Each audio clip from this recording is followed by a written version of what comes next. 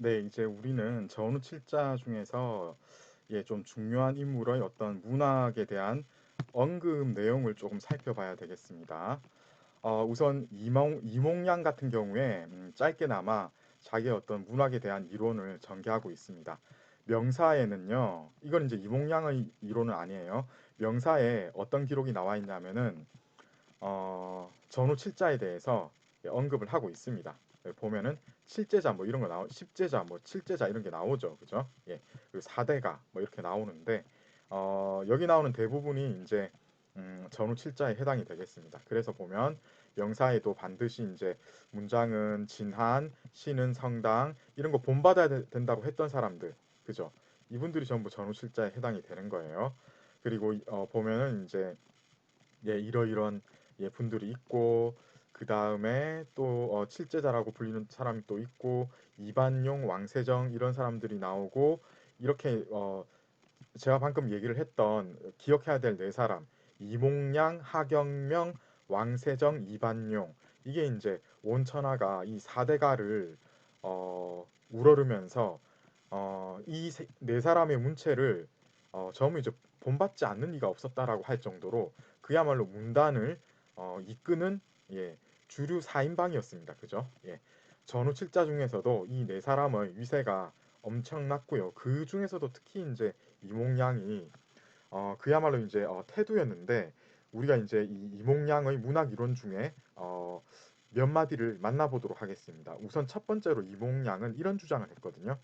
내가 일찍이 민간 음악을 들어보았는데 그 곡조 자체가 이민족의 것이었고 생각이 음란하고 소리는 슬프고 가락이 사치스러우니 이게 바로 금나라 원나라의 음악이 아니겠는가 어찌 그것들이 참된 것이겠는가 하면서 이게 어떤 사람의 심금을 울리는 바는 있지만은 그것이 너무나 즉각적인 반응을 보이도록 만드는 것이고 따라서 이것을 이제 음란하다고 치부를 하게 되는 겁니다. 그러면서 전통의 어떤 중국의 음악하고는 다른 것이다.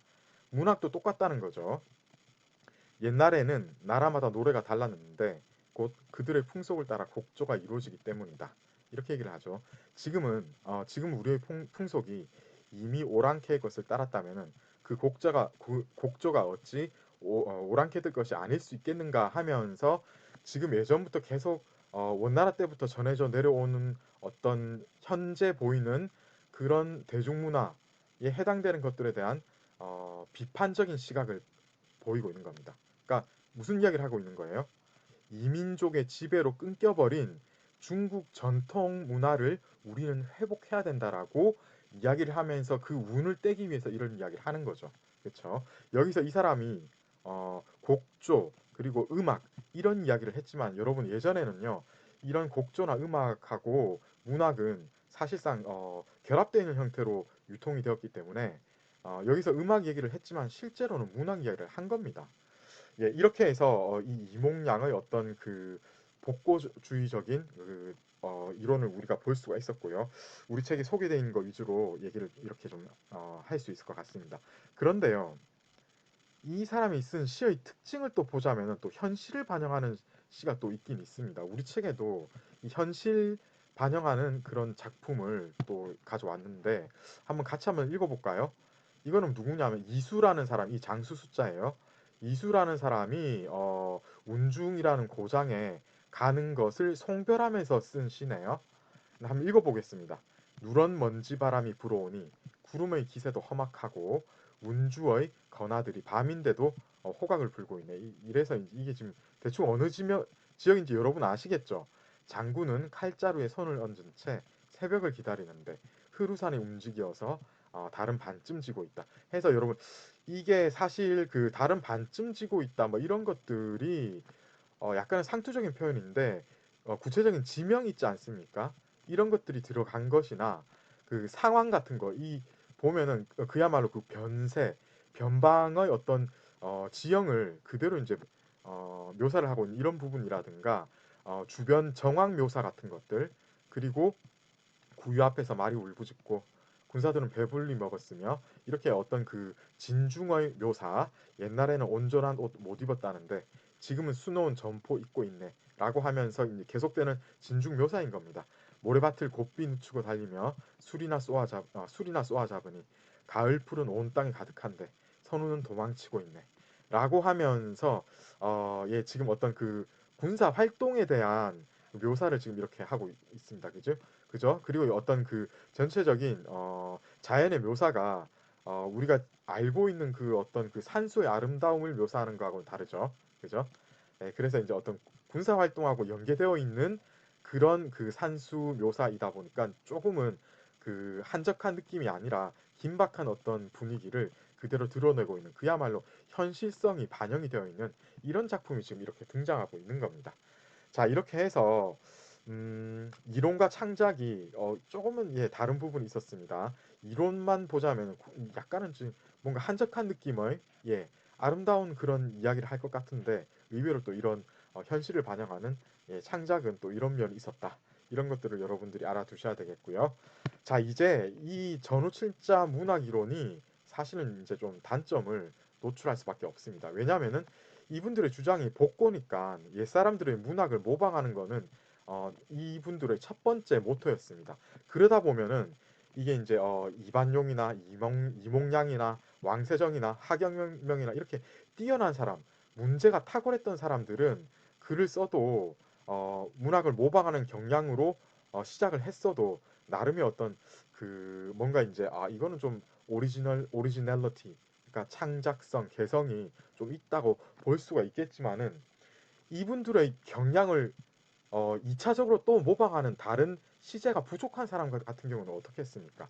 그야말로 모방, 표절, 형식주의 이런 것들이 어, 예, 좀 남발될 수밖에 없겠죠. 따라서 전부 뭐 몰개성을 창작성이라고는 찾아볼 수 없는 예, 창조적인 느낌은 하나도 없는 그런 예, 천편일률적인 껍데기 같은 그런 문학이 성행할 수밖에 없었거든요. 그러다 보니까 당연히 반발이 일어날 수밖에 없죠. 당순지, 왕신중, 모곤, 그리고 기유가. 제가 이렇게 한자로 처리한 거는 예, 중요한 분이기 때문에 그렇습니다. 모곤하고 기유광은 이 시대 때 정말로 유명한 전후칠자 문학 이론에 반발한 그런 인물들입니다. 이 사람들은요, 당송 고문 작가들을 존중해서 산문에 있어서 굉장히 특출한 업적을 남깁니다. 청신한 문장을 구사하거든요. 그래서 그 전후칠자 문학 이론을 답습하는 사람들은 그야말로 모방 표절에 그치는데 이분들은 질박하면서도 간결하고 그러면서도 청신한 그리고 이제 이런 것들이 다 어울려서 결과적으로는 이제 서정적인 느낌을 들게 하는 그런 글을 창작을 했습니다. 그 중에서도 넘버원은 역시 기유광이었죠. 예, 이러한 어떤 문학의 성과는 나중에 청대 동성파 고문가들이 그야말로 극찬하게 되는 그런 이제 일이 발생하게 되는데요. 그래서 다시 한번 말씀드리지만은 보면은 이분들도 결국은 고문 작가들을 존중하게 되니까 복고의 경향은 있긴 있었습니다. 그런데 차이점은 뭐냐면은 이 단점이라고 할 수 있는 거는 뭐냐면은 전후 칠자의 어떤 그 사람의 수준에도 못 따라가도록 막 그냥 표절 위주로만 하게 되는 그런 문단의 경향이 있었던 겁니다.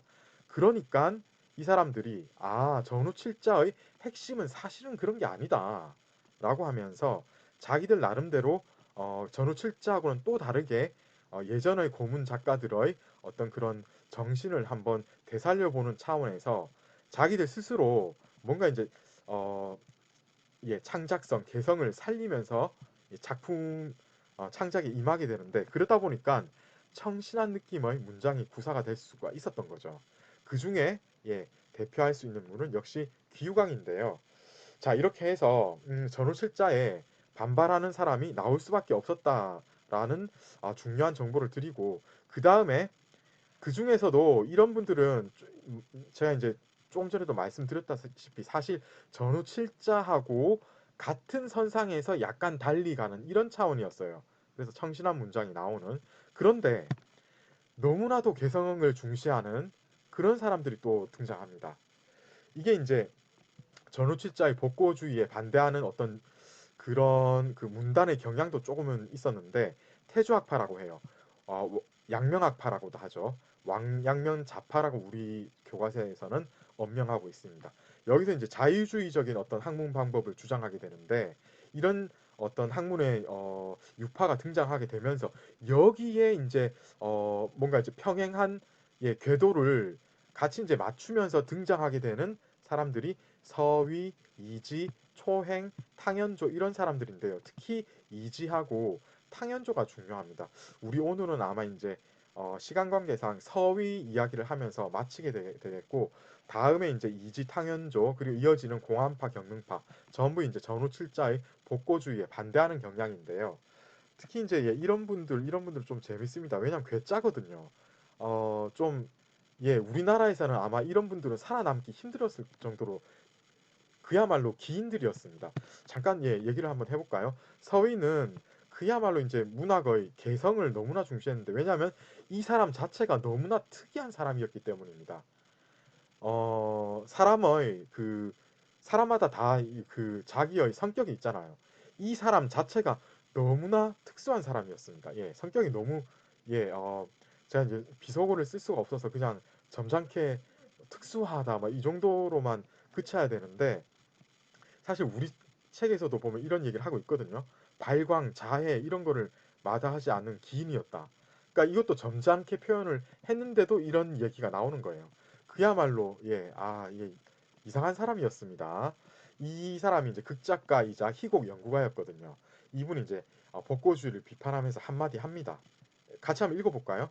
사람이 새의 말을 배운 자가 있다면 그의 소리는 새라고 하더라도 그의 본성은 사람이다. 왜냐하면 이거는 사람의 생각을 갖고 있기 때문입니다. 그래서 우리는 여기서 이제 이 새의 말을 외국어 뭐 이 정도로 생각을 해도 되겠어요. 그런데 새가 사람의 말을 배운 자가 있다면은 이건 앵무새죠. 이 앵무새의 소리는 사람의 소리라고 하더라도 그의 본성은 새이기 때문에 이 앵무새가 얘기하는 것은 문학적인 가치는 찾아볼 수 없는 것이라고 하는 거죠. 그러니까 한마디로 돌려서 깐 건데요. 아무리 이제 이 발광 자해 이런 기인이라도 어떤 그 문단의 주류인 사람을 직접적으로 그렇게 비판하기는 조금 못했나 봐요. 그래서 약간은 돌려 깐 건데 한마디로 이거를 직설적으로 얘기하면 뭡니까? 이몽양 이하 이 사람들을 흉내낸 사람들 전부 다 너희들 사람도 아니다 이런 지능이 너무나 너희들은 떨어져가지고 사람도 아니다 이런 식으로 그야말로 인격 모독적인 발언을 하고 있는 겁니다. 이것으로서 사람과 새를 구별하는 기준으로 정할 수 있겠다. 지금의 시를 짓는 사람들도 무엇이 이와 다르겠는가 이렇게 얘기를 하는 거거든요. 자기가 스스로 터득한 것으로부터 나온 것이 아니고 공연히 남이 일찍이 한 말들을 훔쳐다 놓고 한마디로 도둑질한다, 표절이다.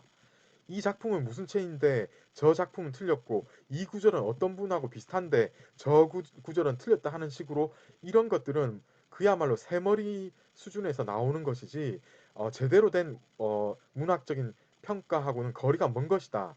이것은 비록 이런 식으로 해서 잘 지었다 하더라도 닮았을 뿐 새가 사람 말을 흉내내는 것하고 같을 뿐이지 어떻게 제대로 된 사람의 어떤 문학적인 활동이겠는가 하면서 정말로 세게 깠습니다.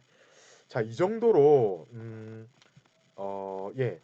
전후실자의 복고주의를 그야말로 이제 세게 비판하는 사람이 등장하기 시작한 겁니다. 이 이후에 나오는 중요한 사람들 이지, 탕현조 중요하죠. 그야말로 개성을 중요시하는데 서희 같은 경우에는 어떤 물론 자기의 어떤 창작도 있었지만은 그 이론 면에서는 약간은 좀 부족한 면이 있는데 뒤에 나오는 이지하고 탕현조는 이론은 물론이고 창작의 어떤 풍부함에 있어서 그야말로 시대를 대표하는 대가들입니다. 그래서 좀 중요하게 다루어야 됩니다. 그래서 약간은 오늘은 여기서 끊고 다음 시간에 우리 정말로 이제 명대를 그야말로 대표하는 기인의 한 사람인 이지 그리고 명대 잡극의 그러니까 이제 연극의 1인자 하면 딱 한 사람 탕현조 명대 문학의 1인자입니다. 한마디로 이 두 사람을 만나봐야 되겠습니다. 오늘 수업 여러분 여기서 끊어야 되겠는데 수고하셨고요. 다음 주에 제가 이제 최대한 빨리 올릴 예정인데 다음 수업 여러분 참조하시고 여러분 지금은 바로 가서 그 수업 참여 14에 다음 주 수업에 대한 제가 이제 예고를 드리고 있으니까 거기에 대한 이제 그 정보를 파악을 하시고 예, 거기에 대해서 대답을 해주시면 되겠습니다. 여러분 오늘 수고하셨습니다.